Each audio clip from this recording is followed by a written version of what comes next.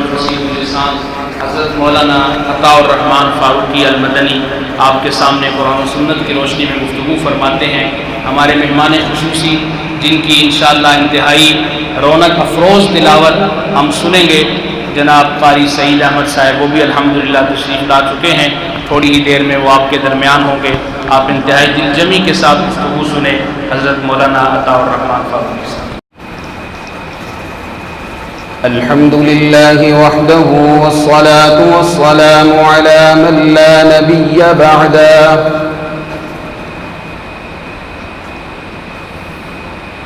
لا رسالة بعد رسالته ولا نبوة بعد نبوته ولا شريعة بعد شريعته ولا كتاب بعد كتابه ثم نشهد أن لا إله إلا الله وحده ونشهد أن سيدنا وسندنا ومولانا ومرشدنا وقائدنا وسابقنا وأخشانا وأتقانا وأحسبنا وأشرفنا محمدًا عبد الله ورسوله صلى الله عليه وعلى آله وصحبه جميعا أما بعد قال الله تبارك وتعالى كما ورد في سورة المجادلة أعوذ بالله من الشيطان الرجيم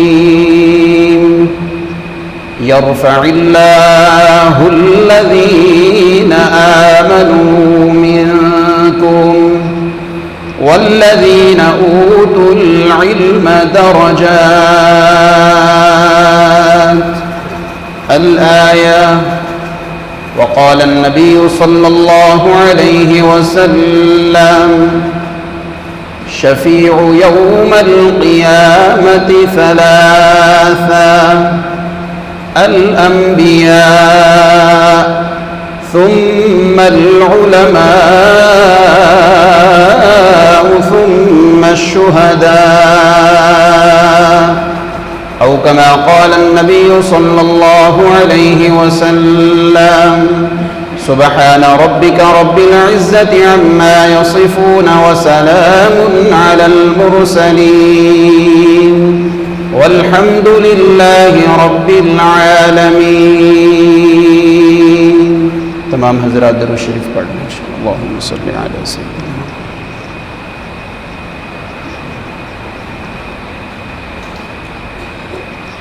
ذی قدر وذی شان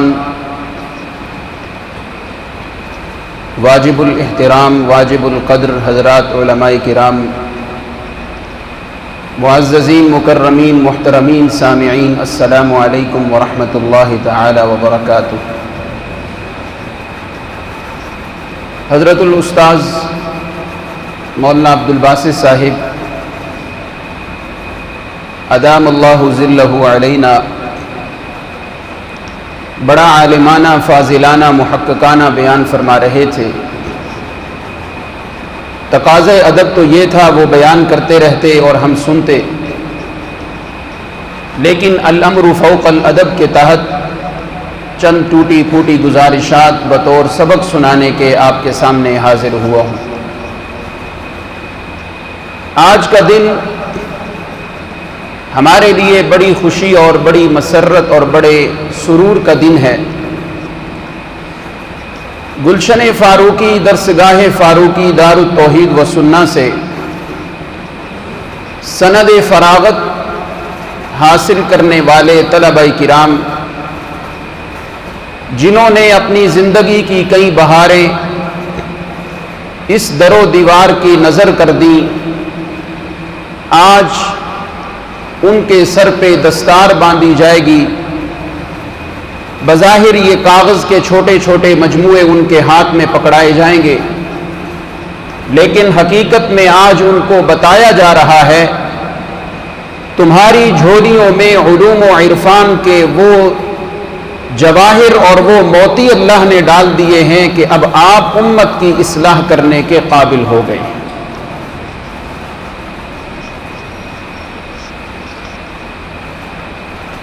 اس پوری کائنات کا نظام، اس پورے عالم کا نظام 4 چیزوں کے ساتھ وابستہ ہے۔ ان 4 چیزوں میں سب سے پہلی جو چیز ہے وہ ہے علم۔ پوری کائنات، پورا عالم، یہ پورا جہان 4 چیزوں سے وابستہ ہے۔ ان میں پہلا نمبر ہے علم۔ علم ایک ایسی دولت اور ایسی چیز ہے جسے پانی بہا نہیں سکتا، آگ جلا نہیں سکتی، ہوا اڑا کے لے جا نہیں سکتی، بلکہ اس علم کی پرواز اتنی ہے کہ صاحب علم، جس کے دل میں علم بھی ہو اور عمل کی خوشبو بھی ہو، یہ علم اسے جب پرواز کرواتا ہے تو اس کا مقام اور ٹھکانہ اللہ جنت الفردوس بنا دیا کرتے ہیں۔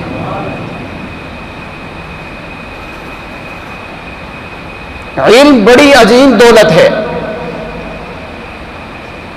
جو انسان اس دنیا میں یہ کہے کہ مجھے علم کی ضرورت نہیں، حضرت امام اعظم ابو حنیفہ نور اللہ مرکدہ فرماتے ہیں، من ظن انہ یستغنی عن التعلم فلیبکی علی نفسہ۔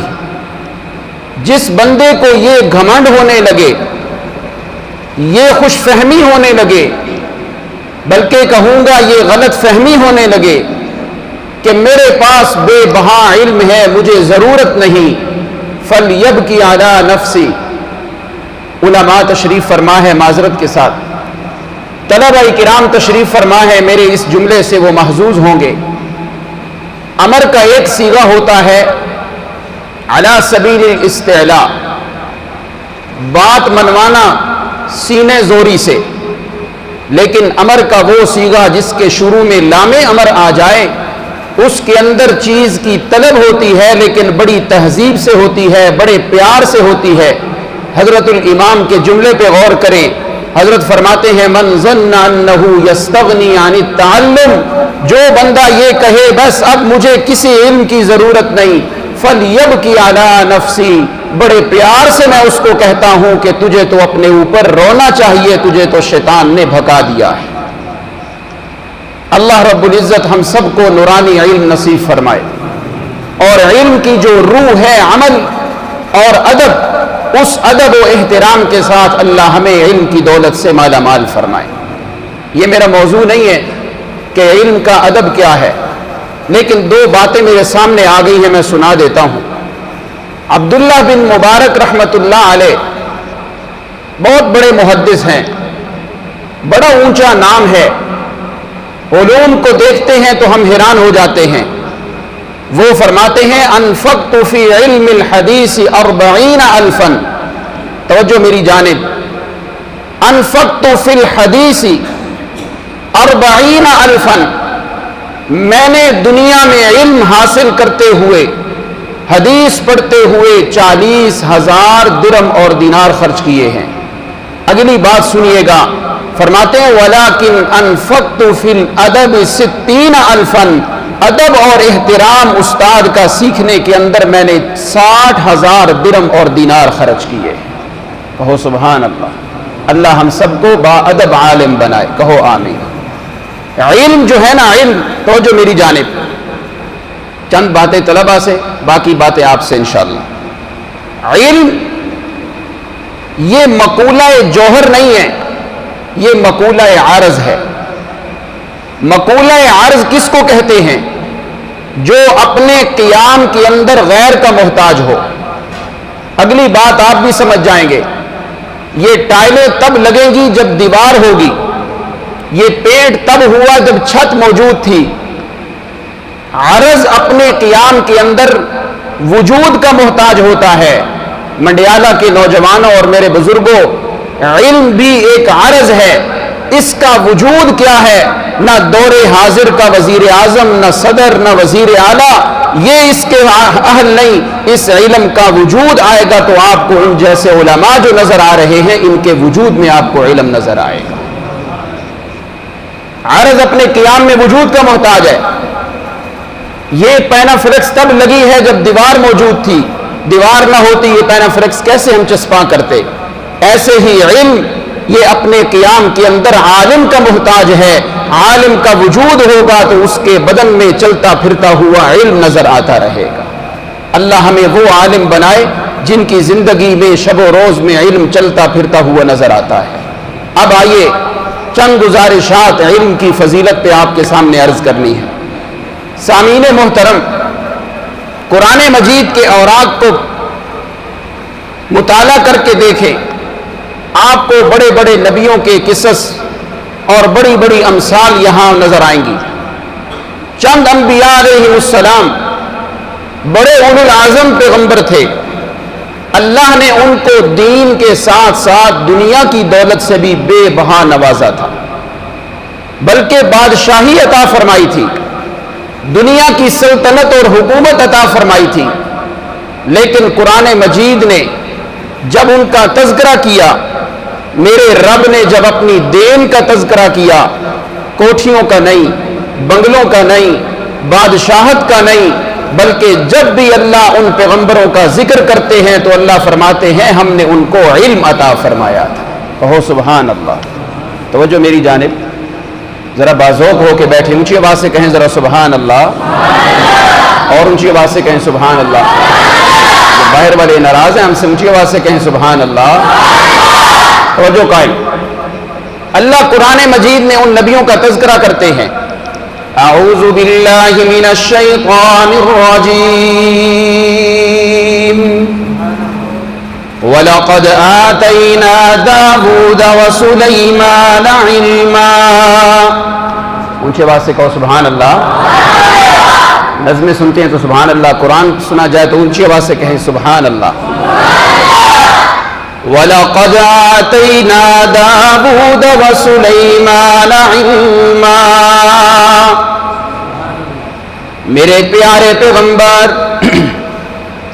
قرآن کے آئینے میں، قرآن کے اس خوبصورت گلستان اور بوستان میں جہاں آپ نے اور نبیوں کا تذکرہ اپنی امت کو سنایا، دو نبیوں کا تذکرہ اور بھی سنا دیں. کون سے دو نبی؟ اللہ فرماتے ہیں وَلَقَدْ آتَيْنَا دَاوُودَ وَسُلَيْمَانَ عِلْمًا. حضرت داؤد، حضرت سلیمان علیہ السلام، اللہ نے انہیں بادشاہت بھی دی، پرندوں کی بولیاں بھی اللہ نے سکھا دی. حضرت سلیمان کا تخت ہوا میں اڑتا ہے. داؤد کو دیکھو، لوہے کو اللہ نے نرم کر دیا ہے، اور بڑی بڑی خصائر حمیدہ سے اللہ نے سرفراز فرمایا. لیکن جب قرآن نے ان کا ذکر کیا، نہ بادشاہت کا تذکرہ پہلے فرمایا، نہ ان کی کوٹھیوں کا تذکرہ کیا، نہ ان کی سلطنت کا ذکر کیا، بلکہ اللہ فرماتے ہیں وَلَقَدْ آتَيْنَا دَاوُودَ وَسُلَيْمَانَ عِلْمًا. ہم نے داؤد و سلیمان کی جھولی میں علم ڈال کے ان کی عزت کو بلند کر دیا ہے. کس کا تذکرہ کیا؟ علم کا تذکرہ کیا. آج جن کے بچے علم پڑھ رہے ہیں خوش قسمت ہیں، اللہ نے ان کو نبوت کی میراث سے مالا مال فرما دیا ہے. کہو بے شک. سنیے ایک اور نبی کا تذکرہ اللہ کرتے ہیں، حضرت یوسف علیہ السلام. وَلَمَّا بَلَغَ أَشُدَّهُ وَاسْتَوَىٰ آتَيْنَاهُ حُكْمًا وَعِلْمًا. اللہ فرماتے ہیں حضرت یوسف کو ہم نے بہت سی اپنی عطاؤں سے نوازا تھا، ایک چیز کا تذکرہ اللہ فرما رہے ہیں، جب حضرت یوسف جوان ہوئے، جب اللہ نے ان کو رشد و ہدایت کا پیکر بنانا تھا، اللہ نے ان کو مصلح بنانا تھا، اللہ فرماتے ہیں آتیناہ حکما وعلما، بڑے بڑے حسن اللہ نے دیے، لیکن اصل حسن اللہ نے ان کو علم والا عطا کیا کہ وہ رہتے تو جیل خانے میں تھے، اس علم کی برکت سے اللہ نے مصر کے تخت پہ بٹھا دیا تھا۔ آتیناہ حکما وعلما۔ ایک اور پیغمبر کا تذکرہ حضرت موسیٰ علیہ السلام، وَلَمَّا بَلَغَ أَشُدَّهُ وَاسْتَوَىٰ آتَيْنَاهُ حُكْمًا وَعِلْمًا۔ اللہ کے پیغمبر حضرت موسیٰ کا تذکرہ قرآن میں بار بار پڑھتے ہیں، حضرت موسیٰ کا تذکرہ قرآن میں کئی بار ہوا ہے۔ اللہ فرماتے ہیں ہم نے حضرت موسیٰ کو بھی جب اپنے انعام و اکرام سے نوازا، پہلے ہم نے ان کی جھولی میں علم ڈالا، پہلے اللہ نے ان کو علم عطا کیا، اللہ نے اسی علم کی برکت سے انہیں کلیم اللہ بنا دیا۔ سبحان اللہ۔ مثالیں دوں گا، وقت کافی صرف ہو جائے گا، وقت کی قلت اس بات کی متحمل نہیں کہ میں زیادہ مثالوں کو بیان کروں۔ اب آئیے ذرا، اتنی بات تو پتہ چل گئی کہ اللہ کی نظر میں سب سے معزز چیز کیا ہے؟ علم ہے۔ اب علم کی فضیلت سنیے، قرآن مجید کھول کھول کے ہمارے سامنے علم کی فضیلت بیان کر رہا ہے۔ اللہ فرماتے ہیں یرفع اللہ الذین آمنوا منکم والذین اوتوا العلم درجات۔ سب کہہ دو سبحان اللہ، اونچی آواز سے کہہ دو سبحان اللہ۔ یرفع اللہ، یرفع کون سا صیغہ ہے؟ مضارع کا۔ مضارع میں کون سے زمانہ ہوتا ہے؟ حال اور استقبال۔ یرفع اللہ الذین آمنوا منکم، اللہ فرماتے ہیں میرے بندو، جن کے دلوں میں ایمان کا دیا روشن ہو گیا، جن کے دلوں میں ایمان نے آ کے ڈیرا لگا لیا، پھر ایمان سے سبقت کر کے وہ عالم بن گئے، ان کے پاس علم دین آ گیا، اللہ فرماتے ہیں یرفع، زمانہ حال میں بھی ان کو عزت دوں گا، استقبال میں ان کی اولاد کو بھی عزت سے نوازوں گا۔ یرفع اللہ الذین آمنوا منکم، ایمان والوں کو اللہ عزت دیتے ہیں اور علم والوں کو اللہ عزت نہیں درجے بلند کر دیتے ہیں۔ کیا کر دیتے ہیں؟ درجے۔ توجہ کیجئے گا، میرے چاچو جمیل صاحب بڑی توجہ سے بیٹھے ہیں، یہ بات سن کے حیران ہوں گے۔ توجہ قائم۔ صحابی تفسیر کرتے ہیں اس آیت کی، ہے توجہ آپ کی؟ ایمان والوں کو اللہ بلندیاں دیں گے، بڑی بلندیاں دیں گے، لیکن علماء کو اللہ بڑے درجے عطا فرمائیں گے۔ اب سنیے گا علماء کے درجے کیا ہوں گے، اور پھر رش کریں جن کے بیٹے آج دین کی تعلیم حاصل کر رہے ہیں کہ وہ کتنے خوش نصیب ہیں۔ دنیا کے اندر چاہے ان کا نام نہیں، لیکن اللہ کی نظر میں ان کی کتنی عزت اور کتنی اللہ کے ہاں ان کی قدر ہے۔ ایمان والوں کو اللہ بلند کرتے ہیں، علم والوں کو اللہ درجے دیتے ہیں۔ جی میں حدیث کی نظر سے اس آیت کی تفسیر کر رہا ہوں۔ مفسرین فرماتے ہیں قیامت کے دن ایمان والے اور علم والے، ایمان والے علماء چاہے عرب کے ہو عجم کے ہو، ایمان والے اور دوسرے علماء کرام کے درجوں کے درمیان 700 سال کا فاصلہ ہوگا۔ کتنا فاصلہ ہوگا؟ 700 سال کا۔ اللہ اکبر، 7 صدیوں کا فاصلہ ہوگا قیامت کے دن علماء کے ساتھ انگلی ملانے کا۔ اللہ نے علماء کو کتنی عزت عطا فرمائی ہے۔ میں یہاں اجازت لے کے آپ سے ایک بات بھی کرتا چلوں، آج سیاست کا دور ہے، ہر طرف بڑے بڑے الیکشن اور بڑی سلیکشن ہو رہی ہے۔ یرفع اللہ الذین آمنوا منکم، اللہ یہاں سے سیاست بھی سمجھا رہے ہیں۔ یرفع اللہ الذین آمنوا منکم، حضرت قائد صاحب تشریف لا چکے ہیں، ان کو راستہ دیں۔ مختصر سی چند گزارشات اور سنیں۔ یرفع اللہ الذین آمنوا منکم، آج کسی ملک کی حکومت بنانی ہے، کسی ملک کے نظام چلانا ہے تو اس کی پارلیمنٹ میں سارے افراد اور سارے ارکان ایمان والے ہونے چاہیے، جن کے دل میں ختم نبوت کی محبت ہو، جن کے دل میں عقیدہ توحید کی محبت ہو۔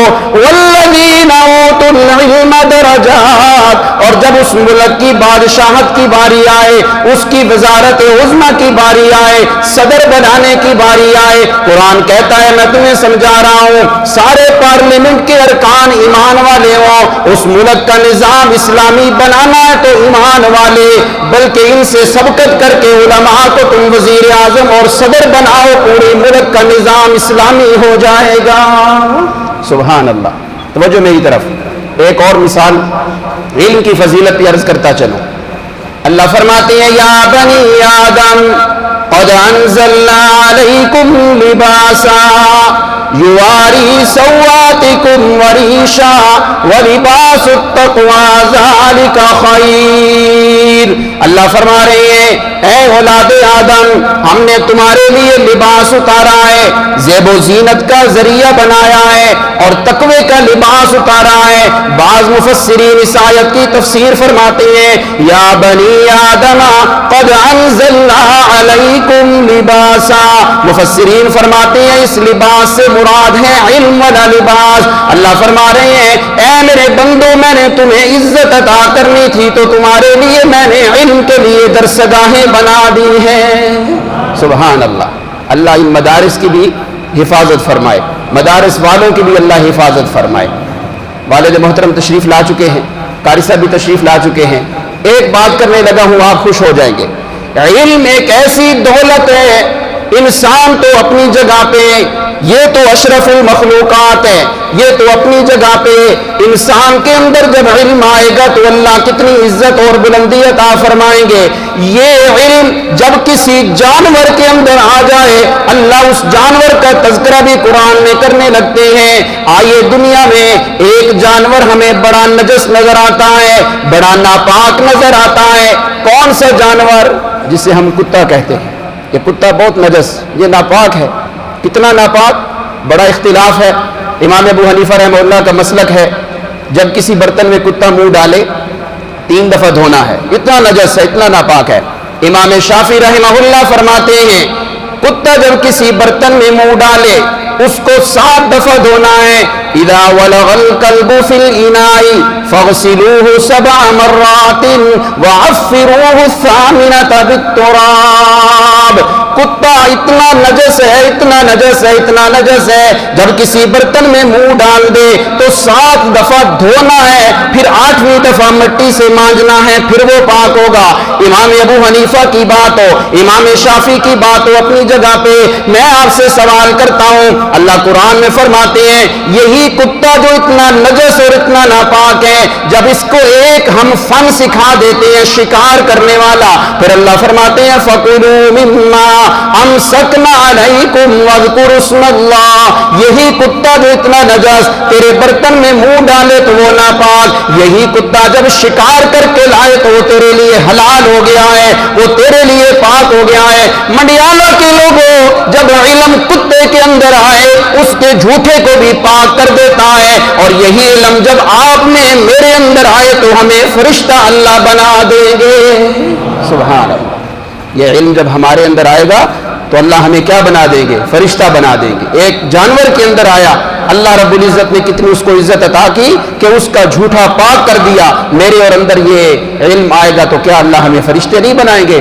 آؤ کیوں نہیں فرشتے بنائیں گے؟ میں ایک حدیث کا سہارا لیتا چلوں۔ قال النبی صلی اللہ علیہ وسلم ان الملائکۃ لتضع اجنحتها رضا لطالب العلم۔ طالب علم اللہ کی نظر میں اتنا قدردان ہے، جب وہ اپنے گھر سے نکلتا ہے علم حاصل کرنے کے لیے، دین کو سیکھنے کے لیے، ان الملائکۃ لتضع اجنحتها رضا لطالب العلم، وہ فرشتے انہوں نے اپنے پر عرش کے نیچے کبھی نہیں پھیلائے، انہوں نے آسمانوں پہ کبھی نہیں پھیلائے ان کے اعزاز اور اکرام کے لیے، لیکن یہ طالب علم جب علم حاصل کرتا ہے لتضع اجنحتها، فرشتوں کے نورانی پر ان کی جوتیاں بن جاتے ہیں۔ بہت سبحان اللہ۔ اتنی عزت میرے پیارے پیغمبر علیہ الصلوۃ والسلام نے ایک اور مقام پہ بھی فرمایا قال النبی صلی اللہ علیہ وسلم شفیع یوم القیامت ثلاثۃ، قیامت کے میدان میں ہر بندے کی یہ خواہش ہوگی مجھے کوئی سفارشی مل جائے، مجھے کوئی سفارش کرنے والا مل جائے، اللہ سے معافیاں کروا کے مجھے جنت میں لے جائے۔ میرے آقا نے بڑا پیارا نسخہ بتا دیا ہے، شفیع یوم القیامت ثلاثۃ، قیامت کے دن تین لوگ بڑے واضح طور پہ سفارشی بن کے سامنے آئیں گے۔ پہلا نمبر الانبیاء، سب سے پہلا نمبر ہے نبیوں کا، تیسرا نمبر ہے شہداء کا، نبیوں کے درجے سے تو کوئی بھی مقابلہ نہیں کر سکتا، شہیدوں کا مقام بڑا ہی بلند، بڑا ہی مقام عالی مقام ہے۔ انبیاء اور شہیدوں کے درمیان میرے پیارے پیغمبر نے دوسرے نمبر پہ علماء کا ذکر کیا۔ یہ علماء آج جنہیں نفرت کی نگاہ سے کافر دیکھتا ہے، قیامت کے دن جب کوئی سفارشی کی ضرورت ہوگی تو اللہ فرمائیں گے یہ علماء کی سفارش تمہیں کامیاب کرے گی۔ سبحان اللہ، تین لوگ قیامت کے دن سفارش کریں گے، انبیاء، علماء اور شہداء۔ اللہ تعالی ہم سب کو وہ عالم بنا دے جن علماء کے سجدوں سے اللہ راضی ہوتے ہیں، جن کے سونے کی وجہ سے اللہ کی رحمتیں برستی ہیں، اور اللہ ہمیں عالم ربانی بنائے۔ کون ہوتا ہے عالم ربانی؟ بخاری شریف اٹھائیے، امام بخاری مانا کرتے ہیں وَلَٰكِن كُونُوا رَبَّانِيِّينَ، عالم ربانی وہ ہوتا ہے، نام سنا ہوگا نا کبھی آپ نے، عالم ربانی۔ کس کو کہتے ہیں عالم ربانی؟ امام بخاری خود تفسیر کر رہے ہیں اس آیت کی، فرماتے ہیں الذی یربی الناس بصغار العلم قبل کبارہ، وہ استاد، ہے توجہ آپ کی، ہے توجہ آپ کی، وہ استاد جو بخاری پڑھانے سے پہلے طالب علموں کو زاد الطالبین پڑھائے، جو عبد الغفور اور شرجامی پڑھانے سے پہلے نحمیر اور ہدایت النحو پڑھائے، بڑے علوم پڑھانے سے پہلے چھوٹا علم پڑھانے والے استاد کو عالم ربانی کہا جاتا ہے۔ چھوٹی کتابیں پڑھانے والا عالم ربانی ہے، تو پھر بخاری پڑھانے والا، ہمارے بزرگ قاری صاحب قدی قرآن پڑھانے والے، شاطبیہ اور درہ اور طیبۃ النشر پڑھانے والے، ان کا مقام و مرتبہ کتنا بلند ہوگا۔ آئیے اللہ سے دعا کرتے ہیں اللہ ہمیں وہ عالم بنا دے جن علماء کی چلن کی وجہ سے اللہ کی رحمتیں نازل ہوتی ہیں۔ آخری بات کر کے بات ختم کرتا ہوں، عبداللہ ابن مسعود رضی اللہ تعالیٰ عنہما بہت بڑے فقیہ ہیں، امیر المؤمنین فی الفقیہ ہیں، وہ تفسیر کرتے ہیں کہ عالم کون ہوتا ہے۔ بس آخری بات توجہ میری طرف، عالم کس کو کہتے ہیں؟ عبداللہ بن مسعود تشریح فرماتے ہیں ان یکون العالم علیما حکیما، اللہ اکبر، توجہ میری لفظوں کی طرف کرے، بڑا لطف آئے گا اس کا ترجمہ کرتے وقت۔ ان یکون العالم علیما حلیما حکیما سکیتا باکیا محزونا تقیا نقیا۔ عبداللہ بن مسعود فرماتے ہیں عالم بننا ہے ان صفات والا زیور پہننا پڑے گا، صرف سند لے کے عالم نہیں بن جاؤ گے، صرف شہادہ لے کے تم تخصص کے ماہر نہیں بن جاؤ گے، عالم کی زندگی میں علم چلتا پھرتا ہوا نظر آئے۔ پہلے نمبر پہ عبداللہ بن مسعود فرماتے ہیں ان یکون العالم علیما، اس کے پاس علم بہت زیادہ ہو، بہت زیادہ علم ہو، ٹھیک ہے۔ آگے حلیما، حوصلے والا ہو، غصہ نہ ہو، اپنی ذاتیات کی وجہ سے غصہ نہیں، دین کی وجہ سے تو غصہ آئے وہ تو مستحسن ہے، اپنی ذات کی وجہ سے غصہ نہیں۔ حکیما، اس میں سیاست بھی ہو، بصیرت بھی ہو، اپنی بصارت کے ساتھ ساتھ وہ بصیرت کے ساتھ مدرسہ بھی چلا رہا ہو۔ سکیتن، کہتے ہیں جی مولوی گپ شپ نہیں لاندے ساڑھے نات، مولوی کدی گپ نہیں لاندے، جائز مدرسے نماز پڑھی دی، استاد بات ہی نہیں زیادہ کرتے۔ عبداللہ ابن مسعود فرماتے ہیں سکیتن، عالم وہ ہے جو دنیاوی باتیں، دنیاوی محافل اور مجالس اٹینڈ نہ کرے، سکیتن دین کی باتیں کرے اور باقی وقت خاموش ہو کے گزارے۔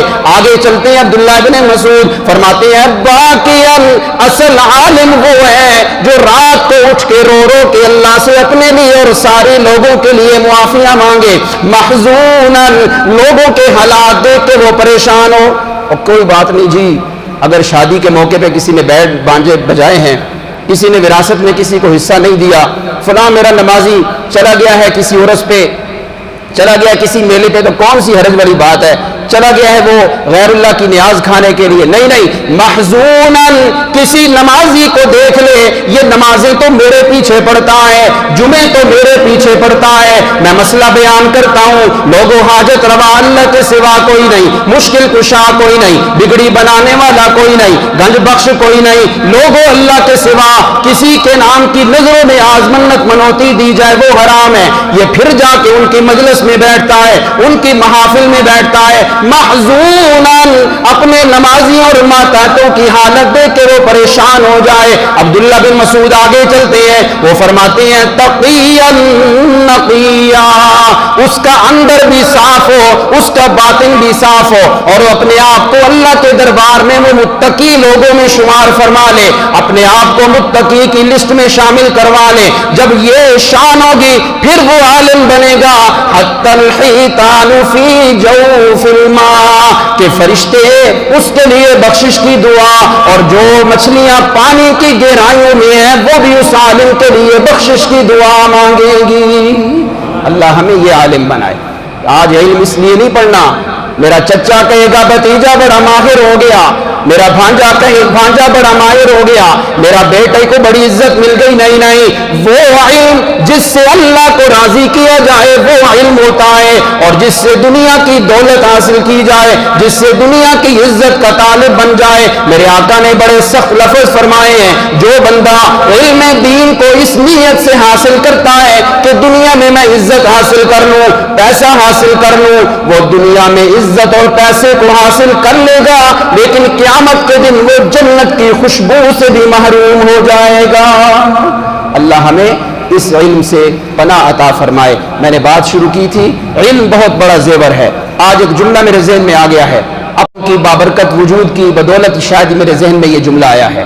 آخری بات کر رہا ہوں، میرے بھائیوں، جب بھی زندگی میں کوئی آپ ارادہ کر لیں کہ میں نے یہ کام کرنا ہے، اللہ سے دعا کریں، پھر استقامت کر لیں اور اس پہ پھر چلتے رہیں۔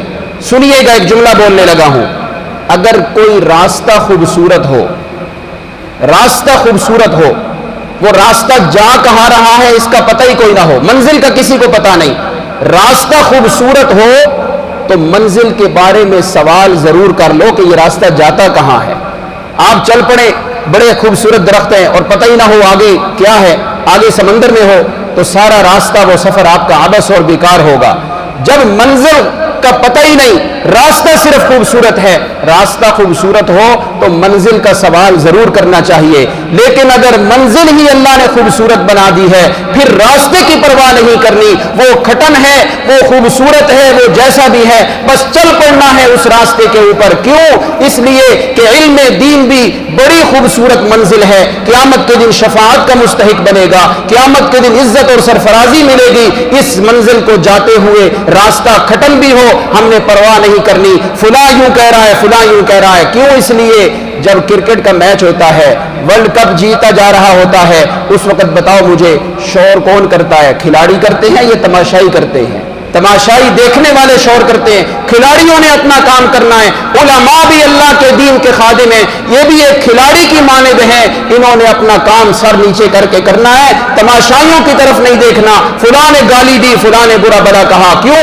اس لیے کہ ان کی منزل اور ان کا مقام بڑا بلند ہے۔ جب راستہ خوبصورت ہو منزل کا سوال ضرور کرو، لیکن منزل خوبصورت ہو تو پھر راستے کی پرواہ ہی نہیں کرنی چاہیے۔ اللہ تعالی ہم سب کو علم نافع اور عمل صالح کی توفیق نصیب فرمائے۔ میں اس موقع پہ تمام حضرات جو تشریف لائے ہیں، میں سب کا دل کی گہرائیوں سے شکریہ ادا کرتا ہوں۔ کئی چہرے آج ہماری دعوت پہ تشریف لائے، بڑے سالوں کے بعد انہیں یہاں دیکھا، میں ان کا شکریہ پورے مدرسہ کی طرف سے، ابو جی کی طرف سے، تمام اساتذہ طلباء کی طرف سے شکریہ ادا کرتا ہوں۔ اس طرح ہمارے قاری حضرت قاری سعید احمد صاحب جو آپ کے سامنے تشریف لائے ہیں، ان کا بھی شکریہ، اور ہمارے بزرگ حبیب اللہ حیدری صاحب 71 سال ان کی عمر ہے، ابھی انشاءاللہ اذان دیں گے۔ یہ سید عنایت اللہ شاہ بخاری رحمۃ اللہ تعالی علیہ کے پاس انہوں نے بچپن سے لے کے پھر جوانی اور پھر اس سے آگے وقت گزارا۔ اب سید ضیاء اللہ شاہ صاحب بخاری اور ان کی خدمت میں وقت گزار رہے ہیں۔ بہت ماشاءاللہ توحیدی اور بڑی آواز میں اللہ نے درد رکھا ہے۔ اقول قولی ھذا استغفر اللہ لی ولکم ولجمیع المسلمین من کل ذنب فاستغفروا ان ربی کان غفورا رحیما۔